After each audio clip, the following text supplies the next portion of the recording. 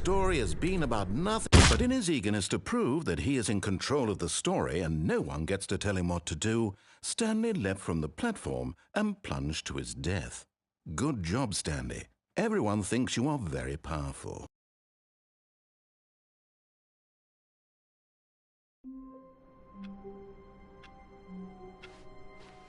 All of his co-workers were gone. What could it mean?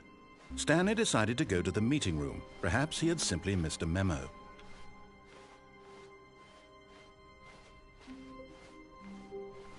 When Stanley came to a set of 2 open doors, this was not the correct way to the meeting room, and Stanley knew it perfectly well. Perhaps he wanted to stop by the employee lounge first, just to admire it. The lounge was sublime, a work of art. But eager to get back to business, Stanley took the first open door on his left. Stanley was so bad at following directions, it's incredible he wasn't fired years ago.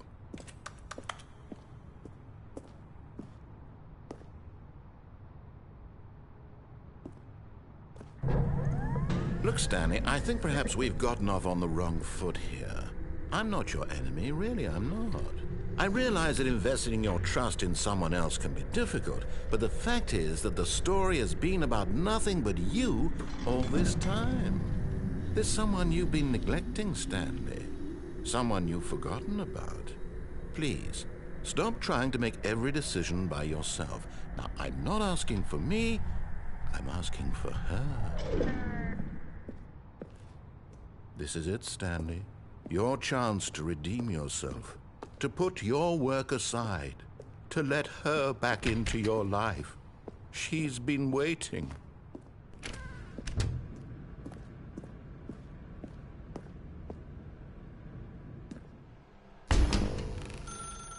That's her, Stanley.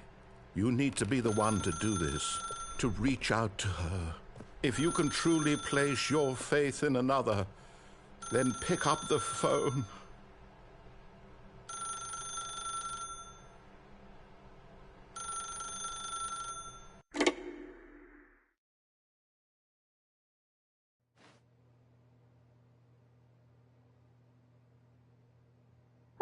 Is that you? Hold on, sweetie. Sorry to keep you waiting. I'm just pulling the bread out of the oven. All right. Okay, there we go. All right, now, I want you to come in and tell me all about your day. Gotcha. Oh, come on. Did you actually think you had a loving wife who'd want to commit their life to you? I'm trying to make a point here, Stanley. I'm trying to get you to see something. Come inside. Let me show you what's really going on here.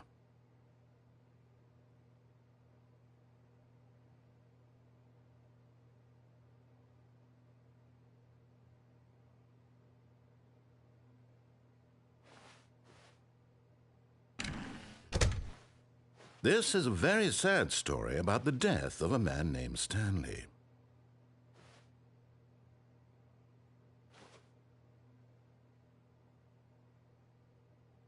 Stanley is quite a boring fellow. He has a job that demands nothing of him, and every button that he pushes is a reminder of the inconsequential nature of his existence.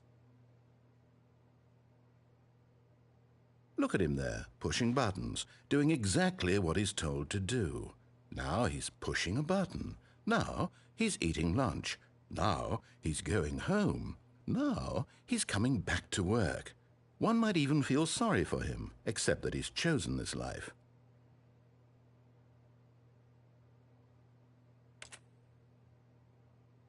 But in his mind, he can go on fantastic adventures. From behind his desk, Stanley dreamed of wild expeditions into the unknown, fantastic discoveries of new lands. It was wonderful. And each day that he returned to work was a reminder that none of it would ever happen to him.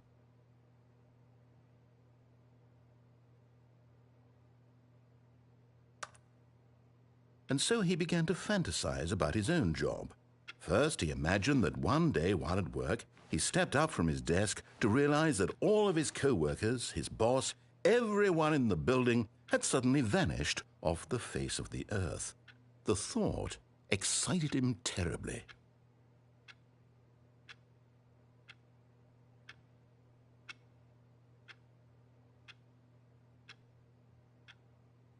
So he went further. He imagined that he came to 2 open doors and that he could go through either. At last, choice. It barely even mattered what lay behind each door. The mere thought that his decisions would mean something was almost too wonderful to behold. As he wandered through this fantasy world, he began to fill it with many possible paths and destinations. Down one path lay an enormous round room with monitors and mind controls. And down another was a yellow line that weaved in many directions. And down another was a game with a baby. And he called it the Stanley Parable.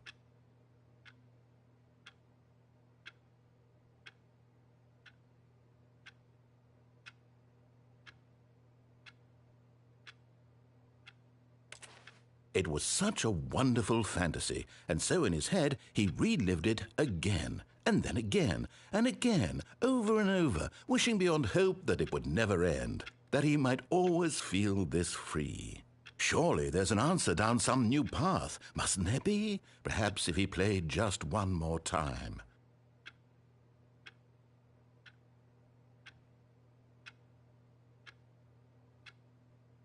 But there is no answer. How could there possibly be? In reality, all he's doing is pushing the same buttons he always has. Nothing has changed. The longer he spends here, the more invested he gets, the more he forgets which life is the real one.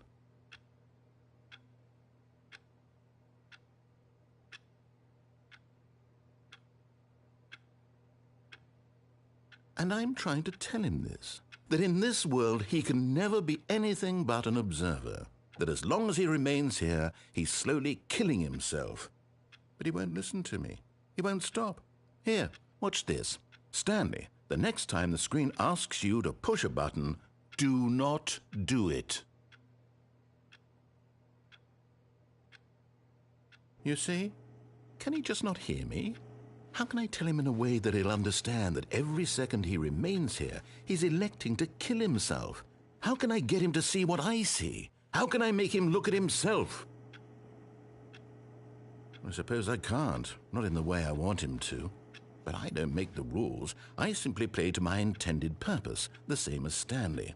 We're not so different, I suppose. I'll try once more to convey all this to him. I'm compelled to. I must. Perhaps, well, maybe this time he'll see. Maybe this time. And I tried again, and Stanley pushed a button. And I tried again, and Stanley pushed a button. And I tried.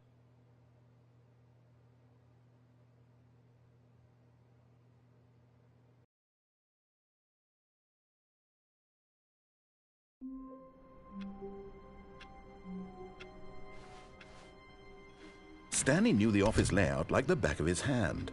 It was only a matter of time before he found the others, wherever they were. Just a matter of time.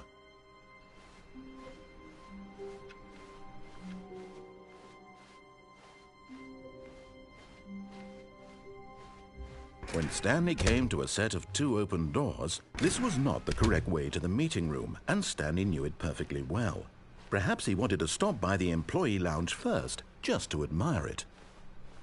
Standing now in this incredible room, Stanley for the first time, but eager to get back to business, Stanley took the first open door on his left.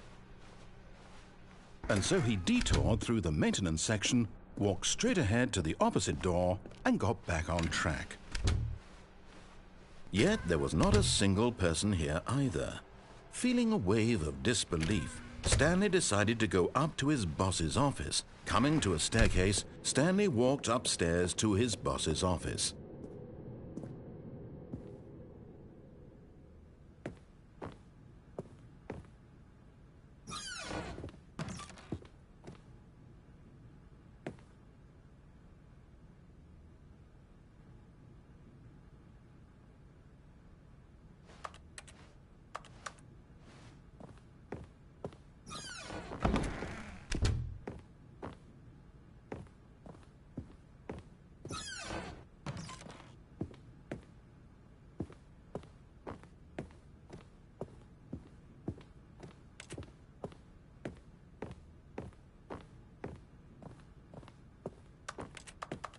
Stepping into his manager's office, Stanley was once again stunned to discover not an indication of any human life.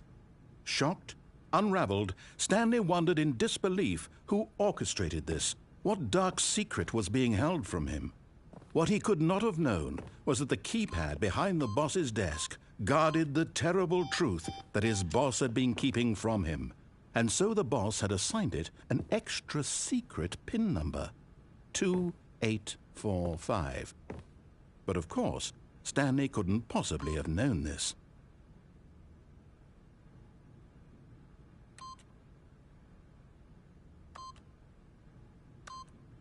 Yet incredibly, by simply pushing random buttons on the keypad, Stanley happened to input the correct code by sheer luck.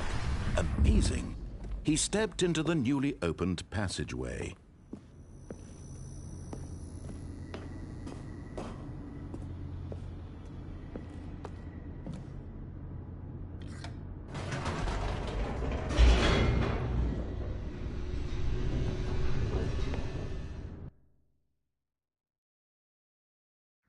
Descending deeper into the building, Stanley realized he felt a bit peculiar. It was a stirring of emotion in his chest, as though he felt more free to think for himself, to question the nature of his job. Why did he feel this now, when for years it had never occurred to him? This question would not go unanswered for long.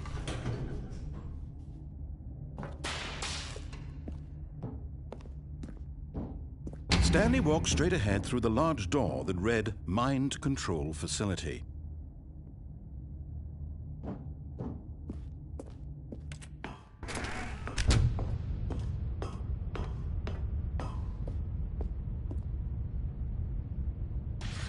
The lights rose on an enormous room packed with television screens. What horrible secret did this place hold? Stanley thought to himself. Did he have the strength to find out?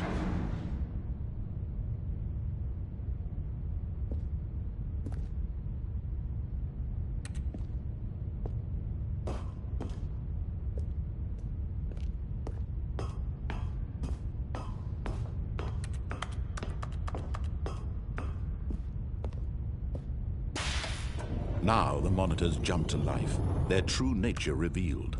Each bore the number of an employee in the building, Stanley's co-workers.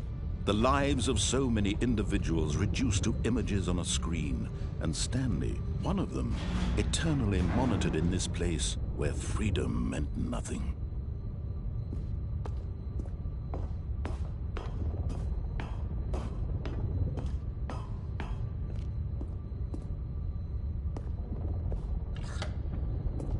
This mind control facility, it was too horrible to believe. It couldn't be true. Had Stanley really been under someone's control all this time? Was this the only reason he was happy with his boring job? That his emotions had been manipulated to accept it blindly? No, he refused to believe it. He couldn't accept it. His own life in someone else's control? Never! It was unthinkable. Wasn't it? Was it even possible? Had he truly spent his entire life utterly blind to the world?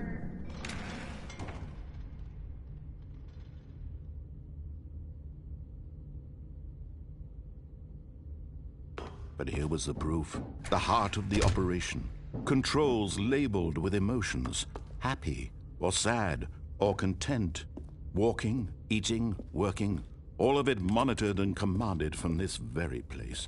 And as the cold reality of his past began to sink in, Stanley decided that this machinery would never again exert its terrible power over another human life.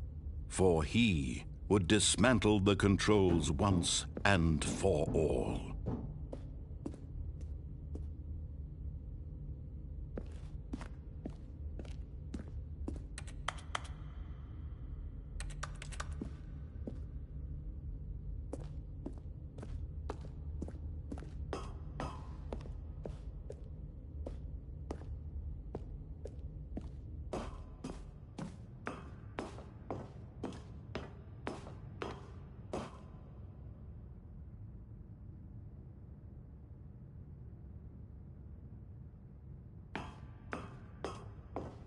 And when at last he found the source of the room's power, he knew it was his duty, his obligation, to put an end to this horrible place and to everything it stood for.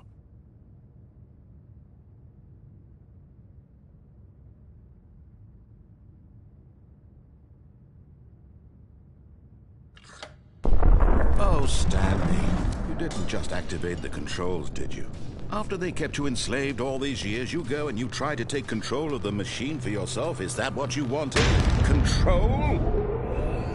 Oh, Stanley, I applaud your effort, I really do. But you need to understand, there's only so much that machine can do.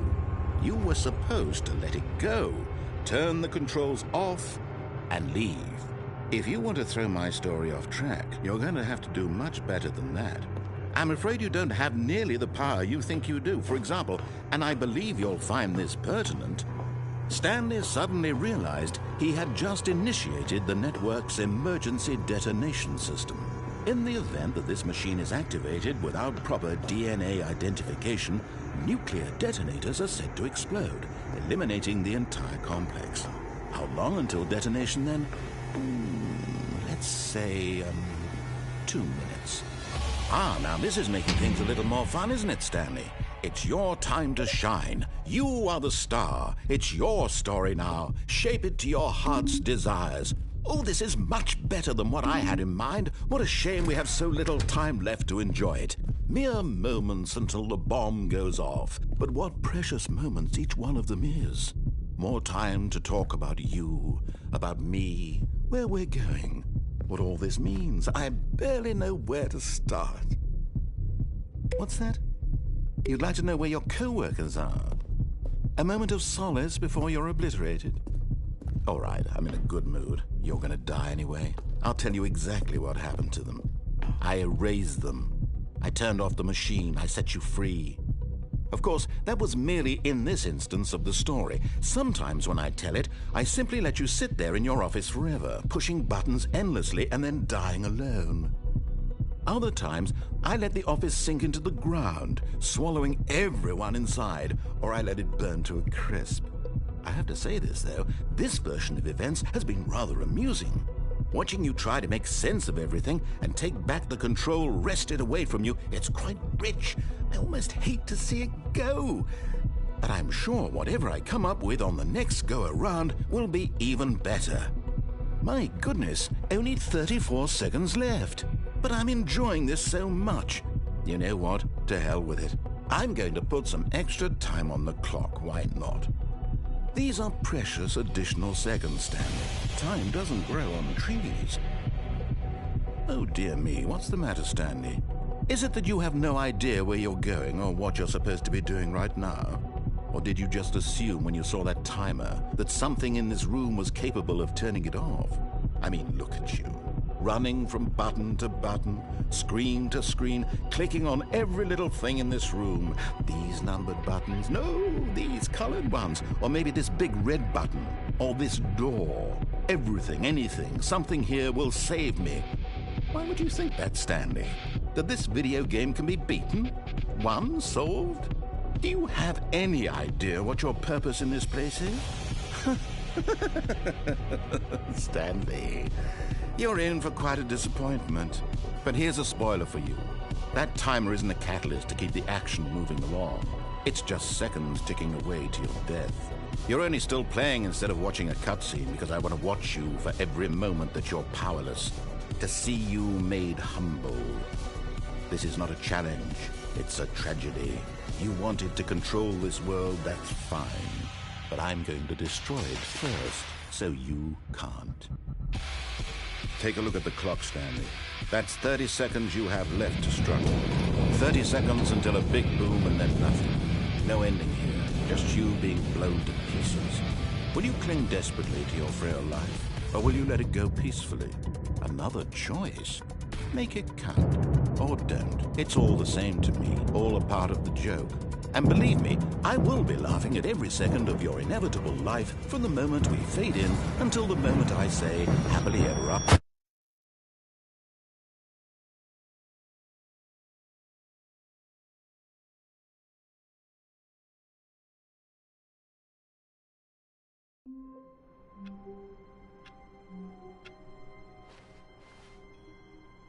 All of his co-workers were gone. What could it mean? Stanley decided to go to the meeting room. Perhaps he had simply missed a memo.